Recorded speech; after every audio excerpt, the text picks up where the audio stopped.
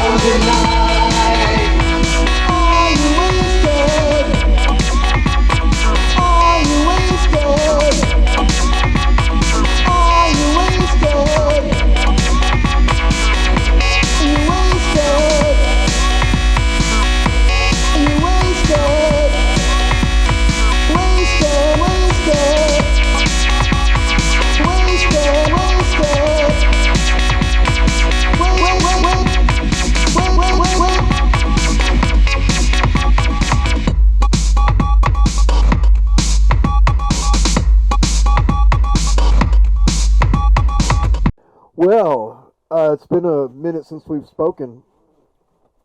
Yeah, quite a while. I thought I'd do a quick catch up with you. I've heard some news about Casbolt from John Irwin. I can't wait to hear it. Yeah, well, it's a bit sad, really, for people that like to hear from him. Basically, he's banned for the rest of his life from actually going online, so he can't even log in and look at what people have been posting, etc.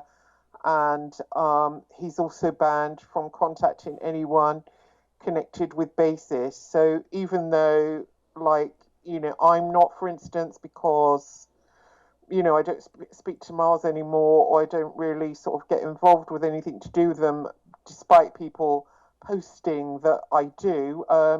I absolutely don't. Haven't spoke to him for over about a year and a half, and that's that. But people that I think were connected with Bases in any way. By that I mean, ever spoke to Miles, or know Miles. So yeah, it's really quite odd, isn't it? So John basically said, think of him as dead, because he'll never resurface on the net ever again. Wow. Do you think that John was being truthful with you? In other words, is there a possibility that Casbolt is dead or something like that, or back in prison or something? No, he's definitely out of prison. Me being a private investigator, I could check that. So I've checked that with people in the prison system. He's definitely out of Earlstoke, and definitely out of the prison system. So, he is out, but it's under these conditions of no internet. He did have a phone call with John.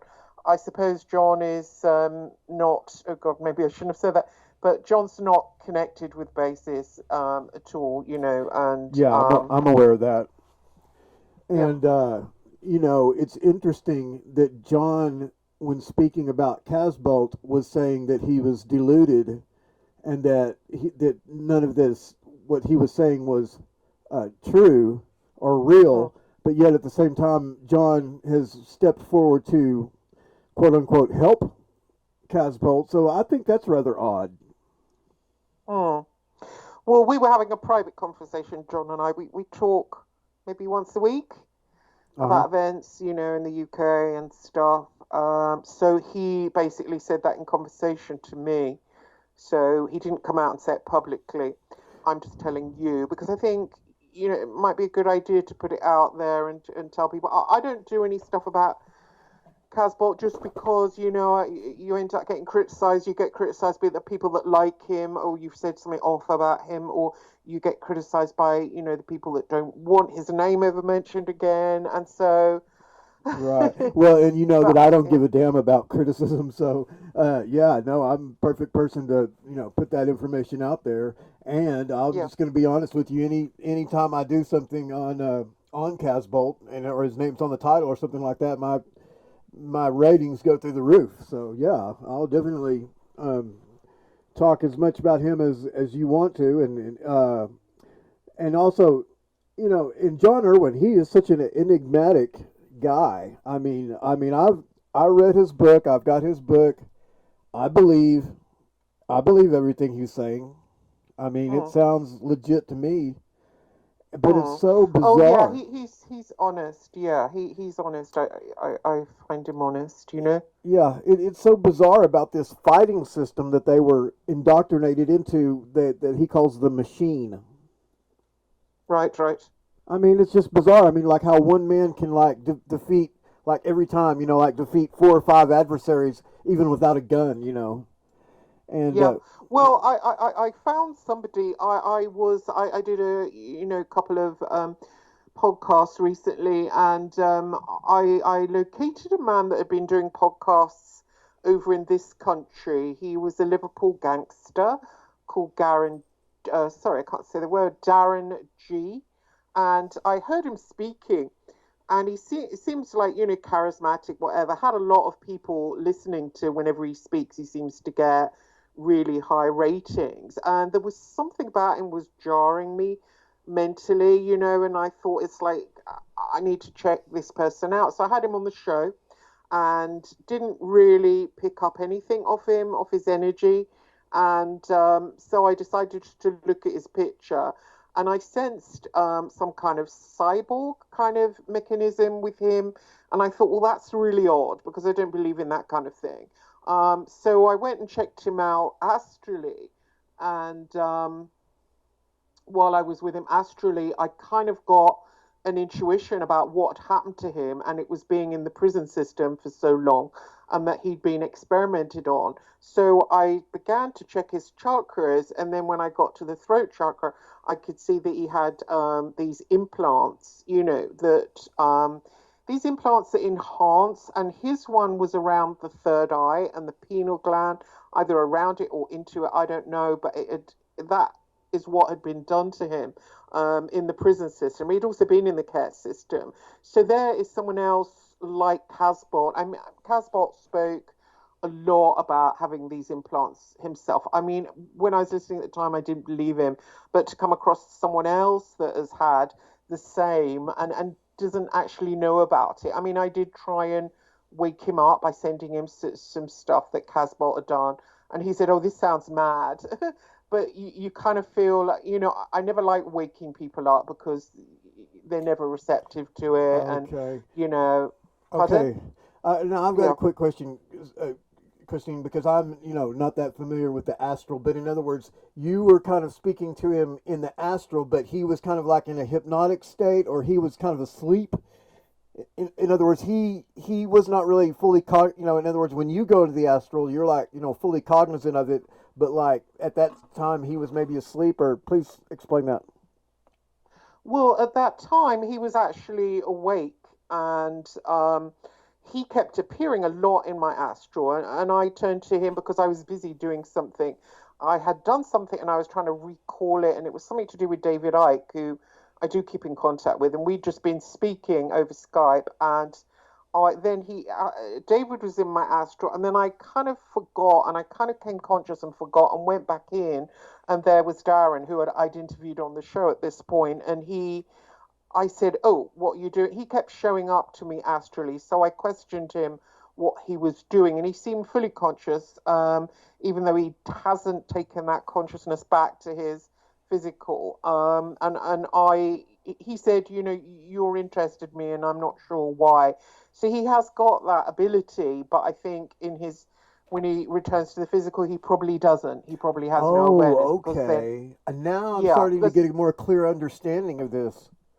yeah, and of course, if he's a super soldier, which I believe he is, that makes more sense because, you know, the super soldiers are really active astrally rather than physically. But, you know, we're getting to this point where because of the change and the ascension, they're kind of waking up and coming out of their program and doing things for themselves, which I was trying to wake him up. But, you know, it's uncomfortable. You don't want to be someone that approaches someone in that way and tells them about this because you feel firstly they're going to dismiss you as a crazy, and you know it's tiring, and you know I've got other things to be getting on with, but I sent him some videos of Casbolt, and that's as far as I went. But it interested me that seems to have happened to him in the care system here, in the prison system, that kind of, you know, we have the Yeah. elite doing this kind of mind control on us, and you know, we're all lining up to get, you know, we're not allowed to say it, I suppose, on Facebook. I got my Facebook deactivated and had to fight to get it, you know, I had to use contacts to get it put back up. So I don't want to say anything about, you know, Yeah. needles and vax and that kind of stuff. But you know, people sort of trust the elites. It's weird. They really trust them. You know, I had my best friend from school say she went and got the vax and whatever. And I just thought, you know, people are so trusting and they don't realize that the elites have long been treating us like peasants and livestock, where, you know, we don't get told anything. We're not Oh, aware yeah. that they are, pardon? I said, yeah, no, I'm agreeing with you. I mean, they're like the Gulf War Exactly. And veterans, you know, they shoot them they're up with all so, kinds of chemicals and stuff. And yeah, they're so far advanced than we think they are. You know, they're so literally we're like animals in the way we think. They are much further advanced than us. yeah, well, I wasn't actually aware of that. I mean, I knew that they have, you know, technology, obviously, that's way Yeah. beyond what we have. Now it was, but thank you so much for explaining that about like that astral deal with this guy, G, because there's been several people that were, that are kind of known, I guess, super soldiers or whatever. That, well, one of them is Anthony, not Anthony Zindick, but anyway, I'll think of it here in a second. That guy that he's actually in the army, but then also Kevin Trimmel, you know, and then KJ Scoops, and then Dave Marrow, you know.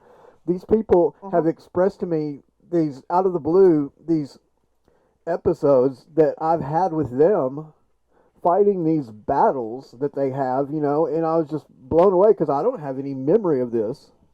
And so I'm wondering, how can this be, you know, that these people are telling me this, yet I don't remember it, and you know, but apparently this stuff is going on in the Astral, and apparently I'm like your new friend, this guy that I don't.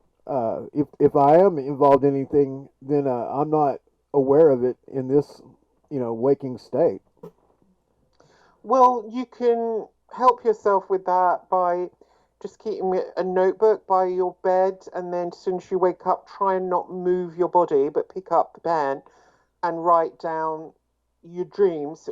For example, I had a dream last night where I had a handbag, a shoulder bag, which was bright, shiny yellow, and it had my purse and cash card and information in it. And a friend stole it and brought it to a social worker at my kids' home, brought it to his house. And I said to her, I'm not going to go to the police.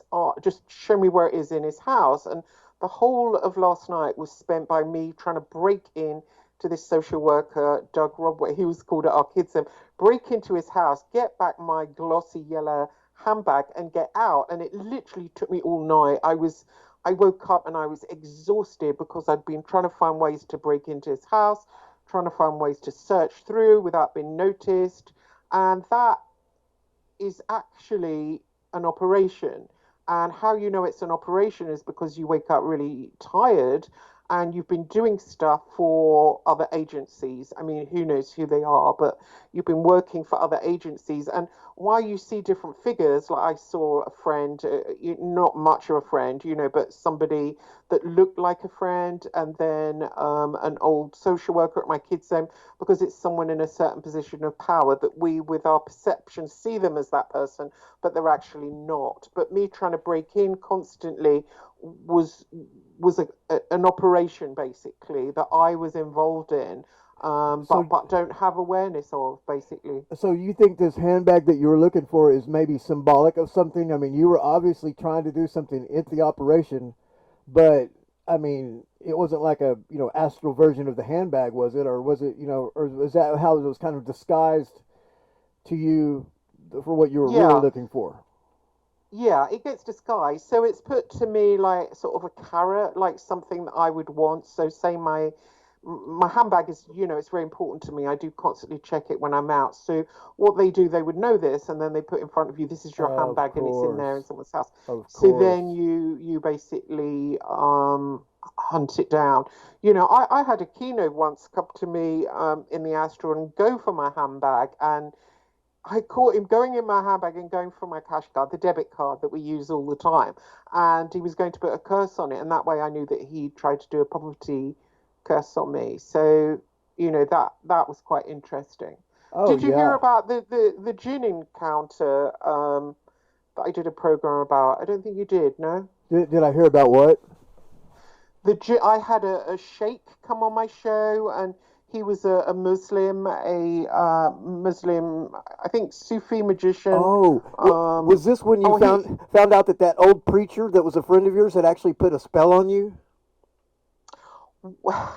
well, yeah, he was quite. So I had this Muslim come on, Muslim sheikh, and he casts out the jinn out of people. And I'd seen him on YouTube, and he has conversations with these jinn, and the jinn tell them what our rulers, the Illuminati, are up to, basically. And because they are working with the jinn. Well, they're working with the Shaitan jinn to give them power. And so he, amongst others, and so he came on the show and he said to me that I'd had black magic put on me. And he said, I want you to ask God that in your dream tonight, ask God to show you who's done it and then do battle with them. And then you will wipe the black magic away, as well as doing other stuff over water and oil, which I've done. And so I actually, when I went to sleep, I forgot. And then I was dreaming and I went astral, and the sheikh appeared to me and he said, "You've forgotten to ask God who it was that did black magic on you. Do it now." So I did it. And then I saw this person walk towards me in the desert. I did battle with them and got rid of them, sent them away. The sheikh helped me do that. And then the sheikh said to me, "There's a portal there in front of you to the world of the jinn." So I walked through this portal, and it was in front of me was a bridge, and beside it was like a cyclops with one eye. And I said, "Can I enter?" And he said, "You can't enter in this form, but you can enter in another form." So he turned me into a spider, just a really tiny spider in the sand. And I just felt as if I was suffocating on the sand. So I said, "Can you change me to something else?" So he changed me to a really tiny bird, and I flew over. I think it's called the calf. So Brian Barrett was explaining to me this world of the jinn. It's like a world that's parallel to ours, and I saw the different parts of it, and the darkest part is the Shaitan jinn, which are the certain jinn that work around Lucifer or Iblis, as he's called, and they very much hate humanity.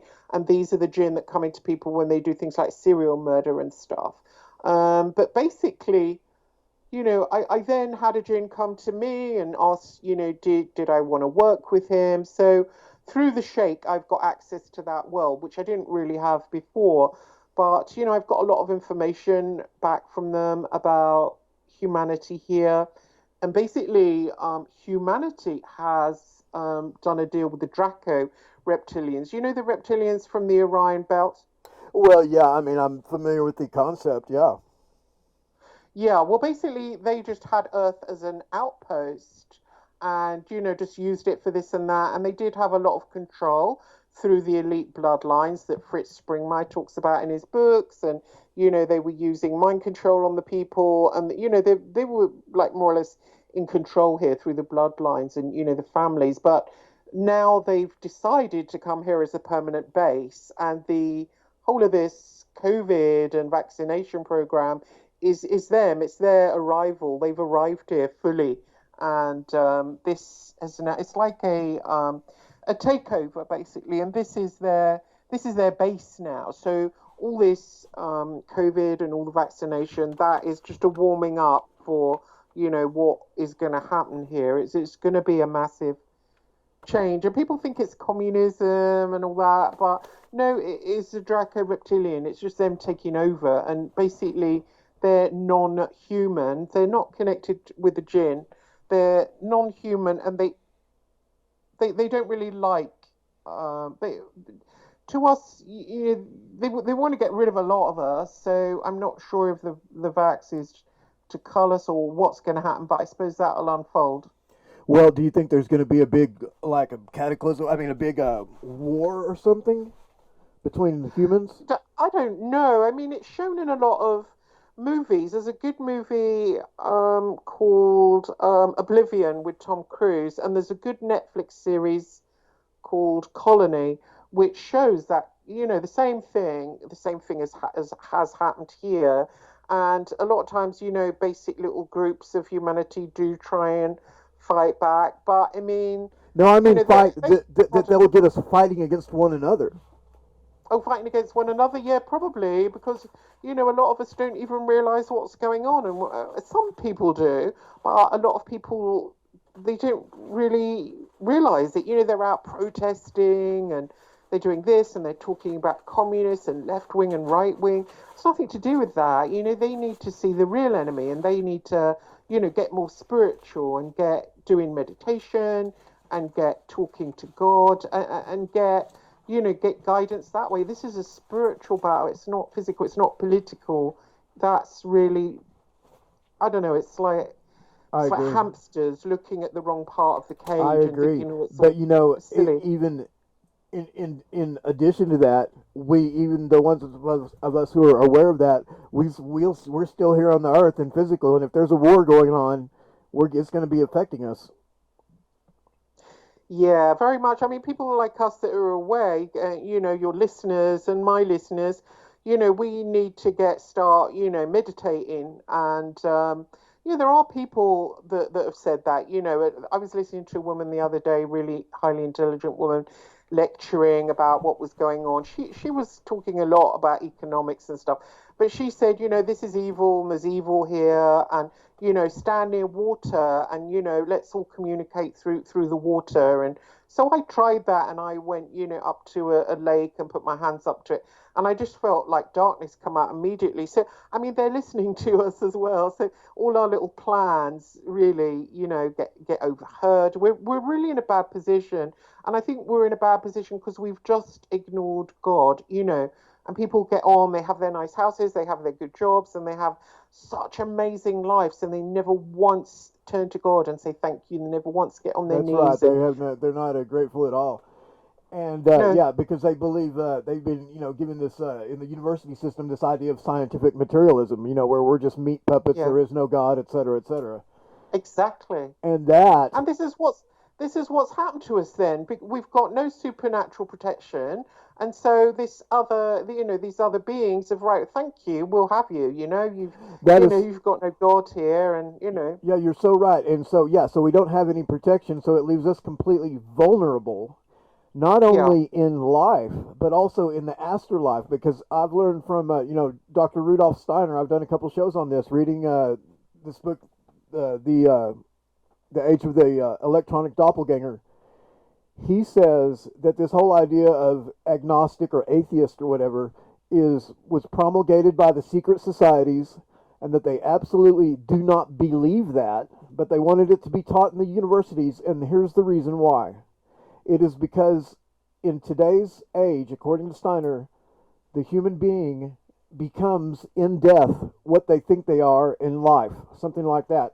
So anyway, in other words, if you think you're going to heaven, you really will go to heaven. If you think you're going to hell, you're going to go to hell. But if you're one of these people that doesn't believe in any of that stuff, when you die, your ghost will be more or less chained here to the earth, because the only frame of reference they have is the earth. And so you'll just be a ghost wandering around. And then that's when the secret societies send out teams to capture you and put you into the ghost slave trade. Can you believe that? And you're auctioned off to extraterrestrials and other secret societies and dark sorcerers doing nefarious rituals using these ghosts as batteries and power sources for their nefarious rituals. That's awful. That reminds me of a something I saw the other day on the Astral. Loads of men, and they were just plugged into something, and it was only the top half of their bodies, and the bottom half was like a sort of plug leading into something. It just made me want to vomit. It was really awful. It was really, I mean, we just have to get conscious, don't we? We have to get more and more conscious, and the only way you do that is through prayer and meditation. And people find it boring. Yeah, it is boring, but we're going to have to just get busy doing it. Yeah, right. Yeah, we have to go within. We have to have introspection and stuff, but yet our society we live in is so geared towards outward manifestations and outward sensations.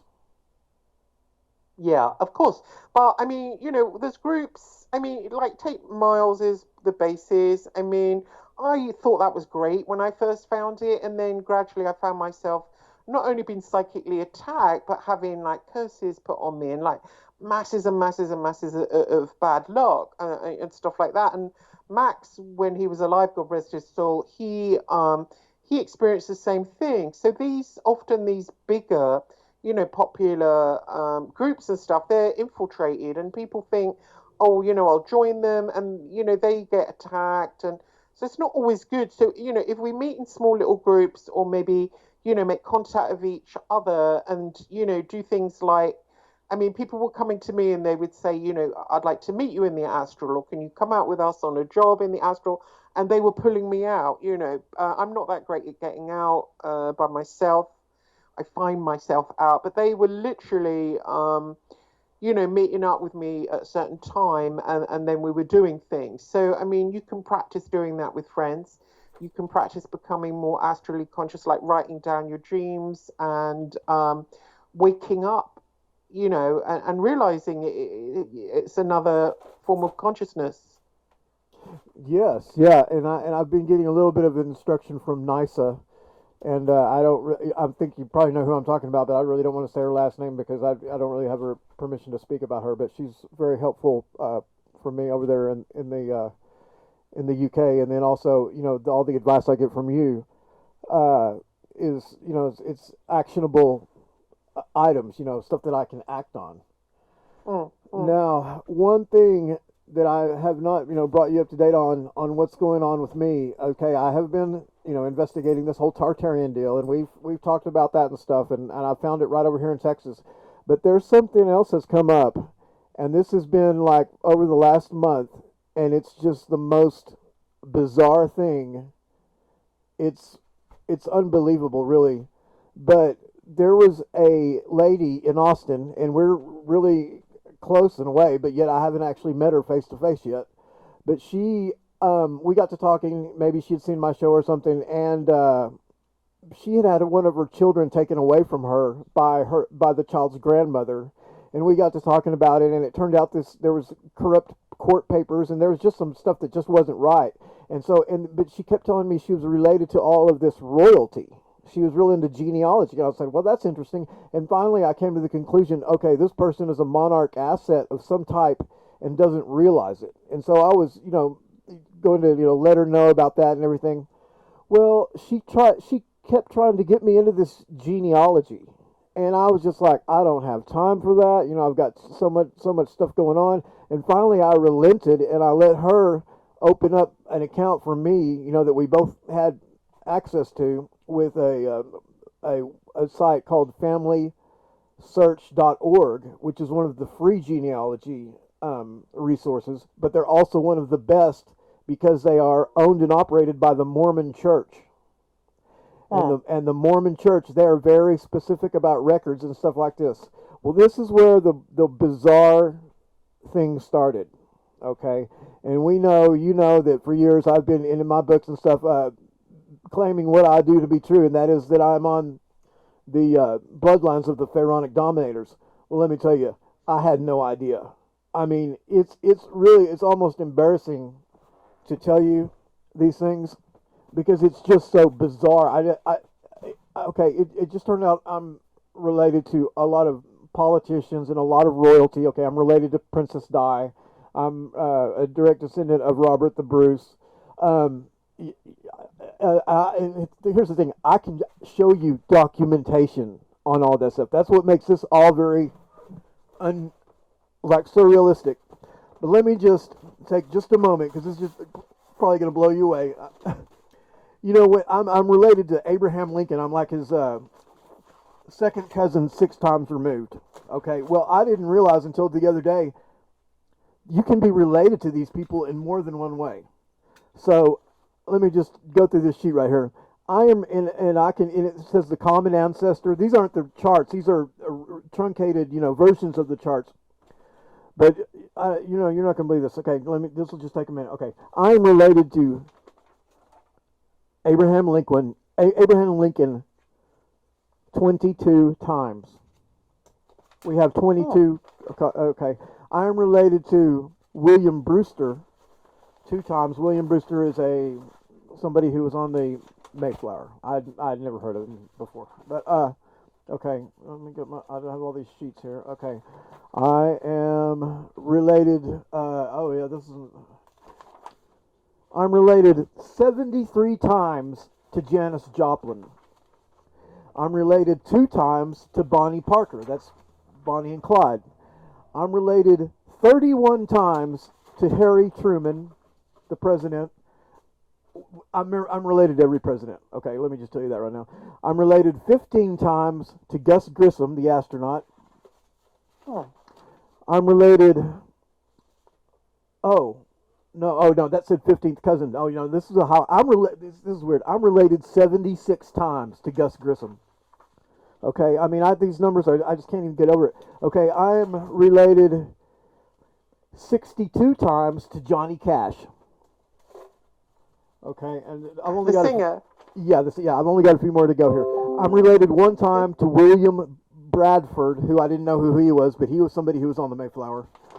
Related 1 time to Oliver Cromwell. Related 15 times to George Washington.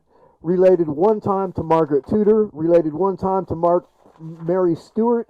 Related 23 times to Lyndon Johnson, President Lyndon Johnson. Related 35 times to Samuel Langhorne Clemens, who's Mark Twain. Related 64 times to Gerald Ford. Okay, and then related 6 times to Thomas Jefferson. Okay, and that's not including. I'm also related to Prince, Jim Morrison. I mean, it's just crazy. And I'm on the bloodlines of the Merovingian kings. That's interesting. So that's no wonder you're fascinating. Yeah, and I didn't know any of this. And so after I started learning it, I told that lady, I was like, oh, I get it. Everybody's related to all these royalty and all these famous people and everything. And she's like, no, not at all. She said, this is very highly unusual. And, she has related to royalty out the wazoo, but it's just crazy, Christine. I'm like, what in the hell is going on? Okay, now here's the kicker. I'm going to tell you this. This lady, she has so much interbreeding within her family. All these people are all related, and then we know that the elite do that. Okay, Then we found that out about me. See, she told me her parents were related to one another many times. Okay, I just found out, Christine, the other day, my mom and my dad were related to one another in over 200 different ways. Wow, that's interesting. This is, I mean, so after, stepping aside from it and stepping back and looking at this thing objectively, and, there's only 2 possibilities. One is that somehow all these facts are wrong, which that's not it. It would take some massive deal to, feed me all this false information. You can sit there and look at the trees, and I know my relatives and stuff, this shit's all real. And so that only leaves one conclusion, that I am a product of a selective breeding program that's been going on at least 200 or 300 years. At least. And I mean, because you were involved in a lot of magic down in Mexico, weren't you? well, yeah, I'm in the OTO, but I have not been to the lodge in almost 4 years now, for certain reasons I really don't want to go into. But I did get a sense when at the lodge, I was wondering, so many of these people are in here because they were just like me. They were 15-year-old kids that had a closet full of Aleister Crowley books that they didn't understand, but they had them anyway. And I was thinking about that and how bizarre that was, because the OTO doesn't really promote themselves or advertise. And the conclusion, and this is just an idea. This is not a conclusion I came to, but it was just a possible idea. I began to think, what if some of these people in here, or even possibly me myself, are actually reincarnated Templars? That we really are Templars, because these secret societies, they claim to be Templars and stuff. I'm sure, yeah, the different people in the different groups are coming round and round and well, round I don't know. again, I didn't think of that. I need to start searching some Templars, like Hugh de Payne or De Molay. See. But I think you should start practicing magic, more, because we need to do that. We need to, because we might have been used. You're absolutely right. Okay, and so I have. And you've been used for someone else's agenda. Absolutely, so now we you need to have do our own practicing agenda. magic for you. You were so right, and it's been long overdue, and so I have another announcement to make to you. And this has been going on for, I guess, at least 3 months. But I've joined Tim's gang. Tim's gang? Tim, yeah, I'm in the fold now. I'm with them. Oh, that guy. You know who I'm talking about, right? He seems Tim nice. He seems so. Oh, my studio is ringing me. That's weird. Revolution Radio. I've got my show tonight, and the studio. Oh yeah, that's an important call. You better take it. Answer. Pardon? Yeah, that sounds like an important call. I'll stand by. Okay. Okay. 1 sec. Or do we need to cut it? Okay. All right, we're on hold right now, and Christine is talking to the people at Revolution Radio. Sounds like she's got a show tonight, and so she is taking that call, and we are hopefully going to find out some interesting news about that show tonight. So, kind of a little recap here. Christine has been telling me about the quote-unquote new James Casbolt, and I'm not sure where that's going, but obviously hoping that she's going to at least try to put me in touch with this guy. And so I will, of course, be trying to pick his brain, or trying to get him on the show. Another thing is, to recap, I have found out some information about James Casbolt. Hello? Hey, Annie, you still there? Yeah, I'm still here. Okay. I have to go because I've got to get the studio ready, because last week it was a bit of a. I'm not techie, so gosh. Well, it was really nice to catch up with you. I know it. Noah, thank you so much for speaking with me. And so who's do you have on your show tonight? Oh, we're going to talk about mental health in the lockdown. So we've got a couple of mental health specialists. We're going to talk about, what to do. Locked in. Are you locked in over there in Texas? Are we locked in? Not really. Not like y'all are. No, we're not at all, as a matter of fact. Oh, I see. Are you guys? Because we've been forced to take. Well, more or less forced. They're going to have.